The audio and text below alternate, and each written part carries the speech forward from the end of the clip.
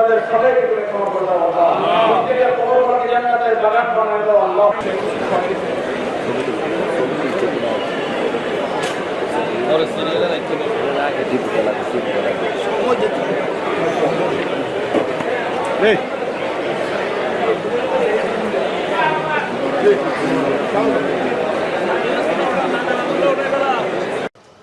ইয়ার জন্ম থেকে ইসলাম ধর্ম চালু হওয়ার শুরু থেকেই উদ্বৃত্ত ছিল, এটা উদ্বৃত্ত থাকবে, এটা ইসলামের বরকত।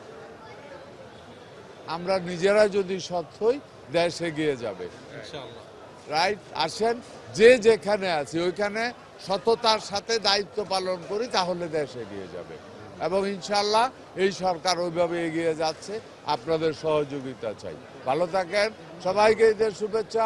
ঈদ কুমিল্লাটা আমাদেরকে সুন্দর করার দায়িত্ব আপনার আমার, আমাদের সবার।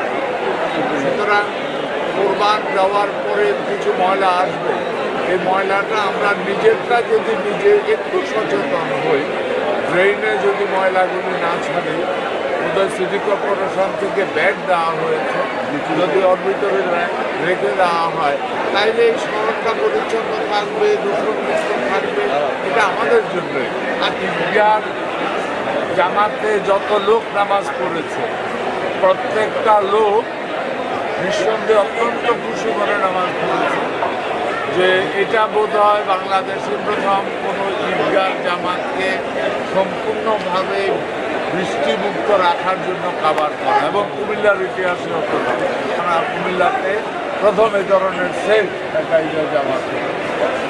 আমরা সবাই খুশি, আশা করি আগামী দিনেও এই ধরনের আজকে আমাদের ভিতরে যে ভাতৃত্ব বোধ একে অপরের মধ্যে যে কপারেশন, এটা আমাদেরকে কন্টিনিউ রাখতে হবে আগামী কুমিল্লার উন্নয়নের উদ্দেশ্যে, এবং আমরা সবাই তাই চেষ্টা করে যাচ্ছি, আশা করি তাই থাকবে।